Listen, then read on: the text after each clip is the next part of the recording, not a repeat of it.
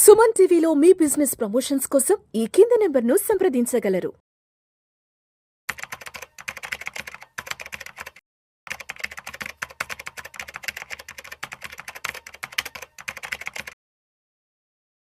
నమస్తే, welcome to Vishnu talks. నేను మీ విష్ణు. ప్రస్తుతం నాతో పాటు NISM and CRISIL certified wealth manager Revanth Chalamala ఉన్నారు. వారితో మాట్లాడదాం.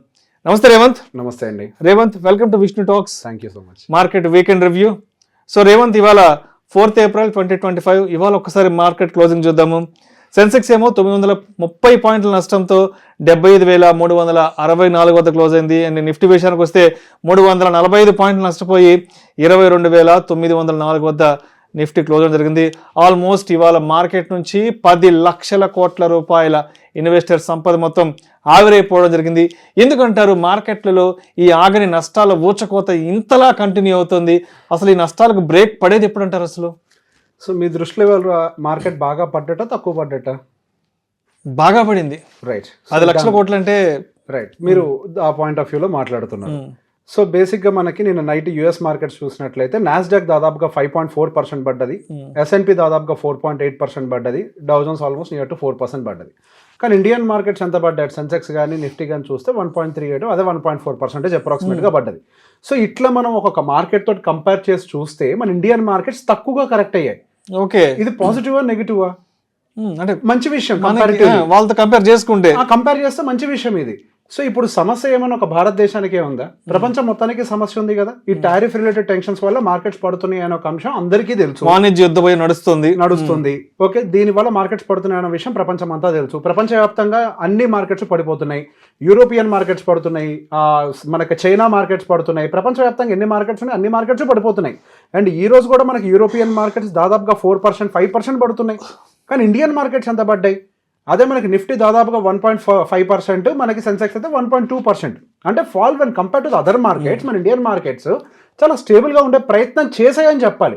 సో మనము ఎక్స్ట్రీమ్లీ బ్యాడ్గా లేము. When compare to other global markets Indian market చాలా స్ట్రాంగ్గా ఉంది అన్న పాయింట్ నేను ఎందుకు చెప్తున్నాను అంటే I will explain now. So ఈ రోజు మన మార్కెట్ ఫాల్ని మొత్తాన్ని కూడా కొంతవరకు కంట్రోల్ చేసింది బ్యాంకింగ్ స్టాక్స్. బ్యాంకింగ్ వ్యవస్థ ఈ రోజు మన మార్కెట్ని చాలా స్టేబుల్ చేసింది. సో ఫస్ట్ అసలు మనం ఈ రోజు మనకి ఏవేవి మార్కెట్కి సపోర్ట్ చేసాయన్న దాని గురించి ఒకసారి చూద్దాం.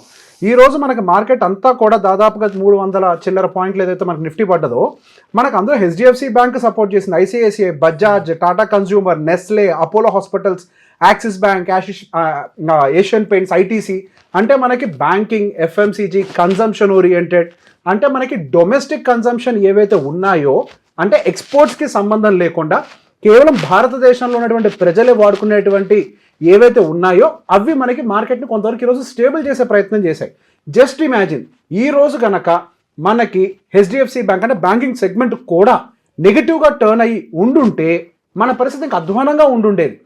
ఈరోజు బ్యాంకింగ్ సెగ్మెంట్ అంతా కొంతవరకు సపోర్ట్ చేసింది కాబట్టి మన మార్కెట్లో నెగిటివిటీ లేదు. మన మార్కెట్లో నెగిటివిటీ లేదు అంటానికి ఇంకో విధానంలో కూడా చెప్తాను నేను.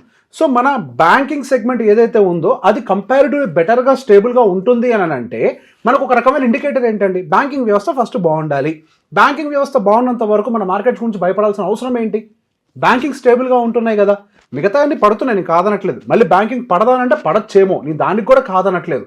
But when compare to the global markets మన ఇండియన్ మార్కెట్స్ అనేవి రెసిలియంట్గా ఉంటున్నాయి. నేను ఇంతకుముందు కూడా చెప్పాను, ఇంతకుముందు మనం చూసిన మార్కెట్లు వేరు, ఇక నుంచి చూడబోయే మార్కెట్లు వేరు అని నేను 1,000 సార్లు చెప్పాను ఇదే మాట. మార్కెట్లు ఇప్పుడు సైక్లికల్ ప్రాసెస్లో నిదానంగా ఒక సెక్టార్కి తోడవుతూ పర్ఫామ్ చేసే ప్రయత్నం చేస్తాయి, కానీ వన్ సింగిల్ డైరెక్షన్లో మార్కెట్ మూవ్ అయ్యే ప్రయత్నం అయితే చెయ్యదు. సో ఈ రోజు మార్కెట్ని ఎక్కువగా డ్రాగ్ చేసిన వాటిలో ఏమేమి ఉన్నాయి మనకి? ఫస్ట్ నిఫ్టీ పాయింట్ ఆఫ్ వ్యూలో అంటే లార్జ్ క్యాప్ సెగ్మెంట్ వైజ్గా చూద్దాం. తర్వాత సెక్టర్ అనాలిసిస్ కూడా చూద్దాం, ఏమేమి పడ్డాయి సెక్టర్స్ వైజ్గా. మనకి రిలయన్స్ బాగా పడింది. రిలయన్స్ దాదాపుగా మనకి ఈ రోజు నిఫ్టీ నుంచి 66 పాయింట్స్ తీసేసుకుంది. విపరీతమైన ఫాల్ రిలయన్స్కి. సో రిలయన్స్లో ప్రాబ్లం ఏంటి? మనకి ఈ టారిఫ్ రిలేటెడ్ ఇష్యూస్ వల్ల కొద్దిగా economic slowdown and recession fears ఉంటాయని ఒక భయంతో క్రూడ్ ఆయిల్లో కూడా మనకి ఫాల్ వచ్చింది. ఆ క్రూడ్ ఆయిల్లో వచ్చినటువంటి ఫాల్కి ఇది ఒక మనకి దాన్ని ఏమంటారు ఆపోజిట్ అంటే ఈక్వలెంట్ గా అక్కడ క్రూడ్ ఆయిల్ ఫాల్ అయింది కాబట్టి ఇక్కడ వీళ్ళకి ఎఫెక్ట్ ఉంటుందన్న ఉద్దేశంతో మనకి రిలయన్స్ కూడా ఫాల్ అయింది. దాంతోపాటు ఐటీ సెగ్మెంట్ పడ్డది. అసలు ఈ రోజు మన మార్కెట్ ని గమనిస్తే యాక్చువల్ పెద్ద ఇంపాక్ట్ ఎవరికి ఉంటుంది అనుకున్నాం మనం? ఫార్మాసిటికల్కి ఉండాలనుకున్నాం, లేకపోతే ఐటీ సెగ్మెంట్కి ఉండాలనుకున్నాం, లేకపోతే మనకి టెక్స్టైల్కి ఉండాలనుకున్నాం. కానీ ఈ రోజు one of the biggest market లో రియాక్ట్ అయింది ఎవరు అంటే మనకి మెటల్ సెగ్మెంట్. మెటల్ సెగ్మెంట్ ఎందుకు రియాక్ట్ అయింది వాళ్ళు నెగిటివ్ గా? ఎస్, మెటల్ సెగ్మెంట్ మీద 25% టారిఫ్ వేశారు. కానీ మన మార్కెట్ ఎక్కువ శాతం ఏం మెటల్ని యూఎస్కి ఏం ఎక్స్పోర్ట్ చేయట్లేదు కదా. కానీ ఇక్కడ యాక్చువల్గా సమస్యను అర్థం చేసుకోవాల్సింది ఏంటి అని అంటే, మనం నిన్ననే అనుకుంటా నేను మాట్లాడిన ఒక వీడియోలో క్లియర్గా చెప్పాను, టారిఫ్ రిలేటెడ్ ప్రాబ్లమ్స్లో క్లియర్గా ఒక మాట చెప్పాను నేను. ఏమని? ఇప్పుడు యూఎస్లో టారిఫ్ వేసినంత మాత్రం ప్రపంచం ఏం స్తంభించిపోదు. మార్కెట్స్ మళ్ళీ కొత్త గేట్స్ను ఓపెన్ చేసి కొత్త కొత్త ఒప్పందాలను చేసుకుంటూ కొత్త కొత్త దేశాల మధ్యలో కొత్త కొత్త ట్రేడ్ అగ్రిమెంట్స్ జరిగే అవకాశాలు ఉంటాయి అని. సో ఇప్పుడు మనకి ఈ మెటల్ రిలేటెడ్ టారిఫ్స్ అనే 25% అక్కడ పెరగటం వల్ల వేరే కంట్రీస్లో ఉన్నటువంటి మెటల్స్ ఇండియాలోకి ఇంపోర్ట్ అవుతాయి అని ఒక భయంతో మనకి ఇండియన్ మెటల్ సెగ్మెంట్ వీక్ అయింది. సో చీపర్ ప్రోడక్ట్స్ మనకి వేరే కంట్రీలో మ్యానుఫ్యాక్చర్ అవుతున్నాయి. సో బేసిక్గా అక్కడ చీపర్ ప్రొడక్ట్స్ మ్యానుఫ్యాక్చర్ అవుతున్నప్పుడు మన ఇండియా ఎక్స్పోర్ట్ చేసుకోవడానికి కొంతవరకు ప్రాబబిలిటీ ఉంటుంది అండ్ తక్కువ ప్రైస్లో మెటల్ దొరుకుతుంది కాబట్టి అంటే మనకి అక్కడి నుంచి ఇంపోర్ట్స్ కనుక లోపలికి వచ్చినట్లయితే మన ఇండియన్ కంపెనీస్కి డిమాండ్ తగ్గుతుంది. ఇండియన్ కంపెనీస్కి డిమాండ్ తగ్గుతుందని ఒక భయంతో మెటల్ సెగ్మెంట్ ఈరోజు నెగిటివ్గా రియాక్ట్ అయింది. సో మొన్న జరిగిన టారిఫ్ మీటింగ్లో మనకి ఫార్మాసిటికల్ సైడ్ నుంచి అసలు ఎటువంటి అవుట్పుట్ లేదు, మేము దాన్ని హోల్డ్లో పెడుతున్నాం, మళ్ళీ చెప్తామని చెప్పారు ట్రంప్ గారు. సో నిన్న ఏం జరిగింది? ఫార్మాసిటికల్ మీద కూడా మేము టారిఫ్ వేస్తాము, ఇప్పుడు దాకా ఎప్పుడు కను విని ఎరగని, ఇప్పుడు దాకా చూడని ఒక టారిఫ్ ని మేము హెల్త్ కేర్ సెగ్మెంట్ అంటే ఫార్మాసిటికల్ సెగ్మెంట్ మీద వేస్తాము అని చెప్పారు. అదొక పెద్ద నెగిటివ్ న్యూస్. దానివల్ల ఈ రోజు మనకి ఫార్మాసిటికల్ హెల్త్ కేర్ సెగ్మెంట్ అంతా కూడా నెగిటివ్ గా రియాక్ట్ అయింది.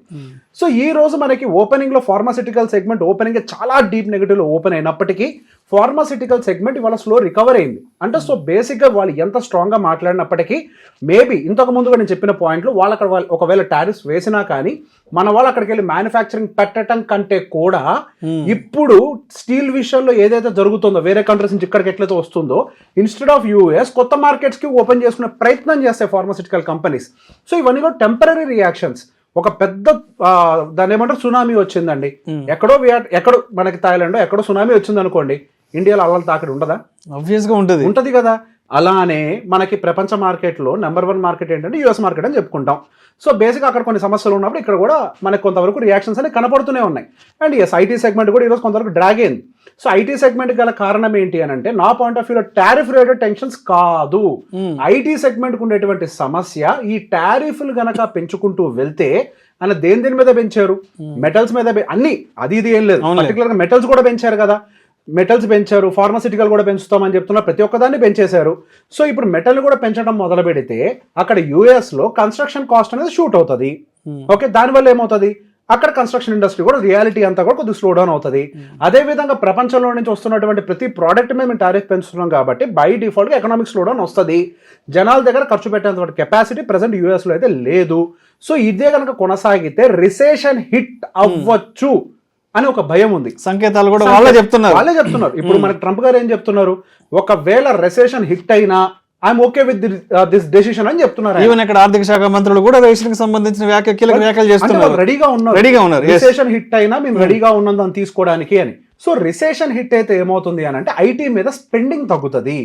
ఐటీ మీద స్పెండింగ్ తగ్గితే మన ఇండియన్ మార్కెట్ అంతా కూడా యూఎస్ కి ఎక్కువ ఐటీ సర్వీసెస్ ఎక్స్పోర్ట్ చేస్తుంది కాబట్టి వాళ్ళ క్లయింట్స్ దగ్గర నుంచి రాబోతున్నటువంటి ఆర్డర్ బుక్ లో ఏమైనా ఎఫెక్ట్ ఉంటుందా అని ఒక భయంతో మన ఇండియన్ ఐటీ సెక్టర్ అనేది కరెక్ట్ అవ్వడం మొదలుపెట్టింది.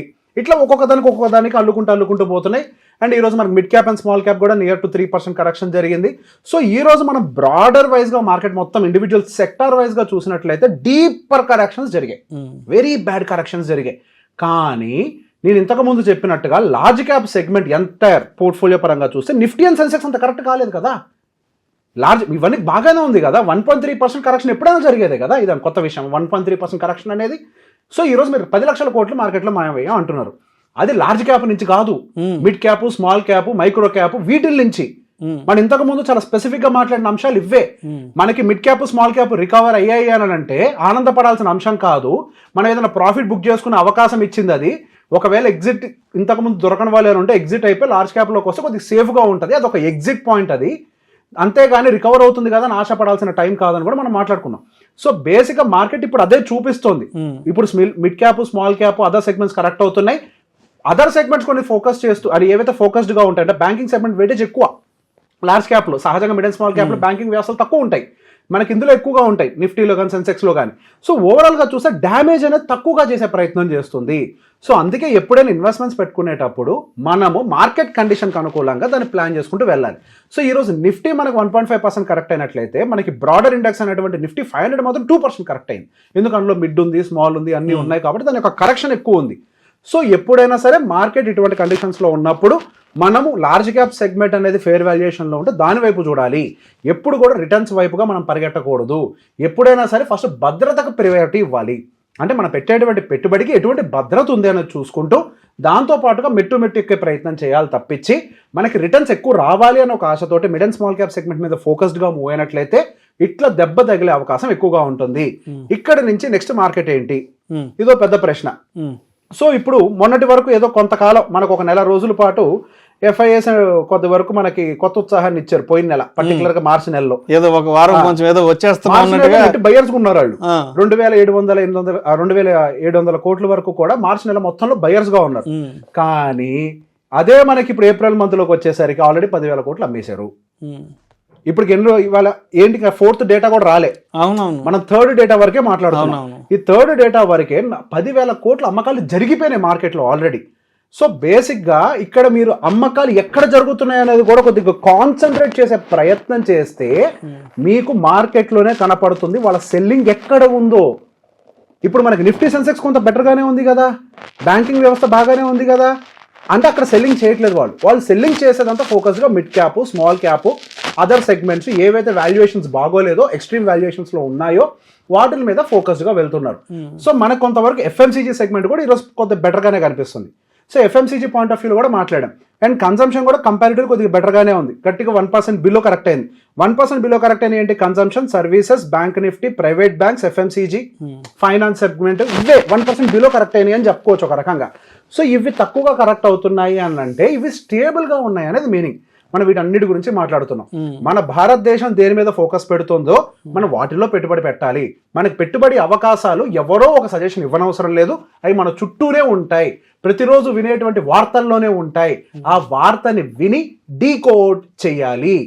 ఎప్పుడైనా సరే ఒక హెడ్లైన్ న్యూస్ మాత్రమే కాదు. Stock market works between the front page headline and the middle page news article. ఈ రెండింటి మధ్యలోనే మన స్టాక్ మార్కెట్ నడుస్తుంది. దాన్ని డీకోడ్ చేస్తే నెక్స్ట్ ఎందులో పెట్టుబడి పెట్టాలో ఆటోమేటిక్గా తెలిసిపోతుంది. సో రేవంత్, మొత్తానికి మార్కెట్ ఎక్కడ సపోర్ట్ అండ్ రెసిస్టెన్స్ లెవెల్ తీసుకునే అవకాశం ఉందంటారు? అదేవిధంగా 7th ఏప్రిల్ మండే నాటికి అండ్ మార్కెట్ పరిస్థితి ఏ విధంగా ఉండబోతోంది? అండ్ ఇన్వెస్టర్స్ మరి ఇవాళ వీకెండ్ ఏదైతే ఉందో బ్లడ్ బౌత్, మరి దీన్ని దృష్టిలో ఉంచుకొని 7th ఏప్రిల్ మండే నాటికి ఏ విధంగా సిద్ధంగా ఉండాలంటే మార్కెట్ కోసం? సో ఈ రోజు క్లోజ్ అవ్వబోతున్నటువంటి US మార్కెట్స్ ని గమనించాలి. సో ఇక్కడ ఒక చిన్న బ్యాడ్ న్యూస్ ఏంటి అని అంటే మనకి యూరోపియన్ మార్కెట్స్ చాలా డీప్ గా కరెక్ట్ అవుతున్నాయి, 4-5% కరెక్ట్ అవుతున్నాయి. అండ్ US ఫ్యూచర్స్ ఆల్రెడీ మనకి ఇంకా మార్కెట్ ఓపెన్ కాలేదు మనం మార్కెట్ వీడియో చేసుకున్న టైంకి, బట్ US ఫ్యూచర్స్ ఆల్రెడీ 3-4%, అక్కడ రజల్ అంటే small and mid cap segments అని అంటాం 4.5%, అండ్ నాస్డాక్ కానీ ఇవన్నీ కూడా almost 3.5% already gap down indicate చేస్తున్నాయి అవి. సో డెఫినెట్గా దీని యొక్క ప్రభావం మనకు మండే మార్కెట్ మీద పడే అవకాశం ఉంటుంది. సో మనకి ఇమీడియట్గా మార్కెట్స్ రికవర్ అవుతాయంటే నో, మార్కెట్లో వాలటాలిటీ ఉంటుంది, మార్కెట్ కన్సాలిడేట్ అయ్యే ప్రయత్నం చేస్తుంది. మనకి రిజల్ట్స్ కిక్ ఇన్ కాకపోతున్నాయి, IT రిజల్ట్స్ ఇవన్నీ కూడా రాబోతున్నాయి. సో సహజంగా గైడెన్స్ బాగుంటుంది అని నేను యాంటిసిపేట్ చేశాను. కానీ ఇప్పుడు జరుగుతున్న మారిన పరిణామాలు బట్టి IT ఓరియంటెడ్ గైడెన్స్ కూడా పెద్ద ఎత్తున బాగుండే అవకాశాలు లేవు. బట్ ఫార్మాసిటికల్ సైడ్ నుంచి మాత్రం కొంతవరకు ఏదన్నా అంటే న్యూట్రల్ స్టాండ్స్ ఉండే అవకాశం ఉంటుంది నేను అనుకుంటున్నాను. అండ్ బ్యాంకింగ్ వ్యవస్థలు, FMCG, కన్సంప్షన్ ఓరియంటెడ్ ఇవన్నీ కూడా కొంతవరకు పాజిటివ్ గైడెన్స్ ఇస్తాయని అనుకుంటున్నాను. అంటే సెక్టోరియల్ బేసిస్ మీద స్టెబిలిటీ వస్తుంది, కానీ బ్రాడర్ మార్కెట్ అనేది మాత్రం మనకి పైకి మూయే అవకాశాలు అయితే ఎక్కువ కనపట్లేదు. అండ్ టెక్నికల్గా చూసినట్లయితే మనం 1 వీక్ టైం ఫ్రేమ్లో 2020 నుంచి ఫాలో అవుతున్నటువంటి ఒక ట్రెండ్ లైన్ మనకి ప్రీవియస్గా బ్రేక్ అయింది కిందకి, ఆ తర్వాత మనకి మార్చి నెలలో మళ్ళీ బ్రేక్ అయ్యి అప్ సైడ్ వెళ్ళింది. సో ఈ రోజు ఫార్మేషన్ ఉన్నటువంటి క్యాండిల్ ఏదైతే జరిగిందో ఈ వీక్లీ క్యాండిల్ మళ్ళీ లోవర్ సైడ్ వచ్చింది. సో ఇప్పుడు మనకు అదొక స్టిఫ్ రెసిస్టెన్స్ గా యాక్ట్ అవుతూ strong consolidation with cyclical movements తో ఉండే అవకాశాలు కనపడుతున్నాయి. Thank you so much Revanth.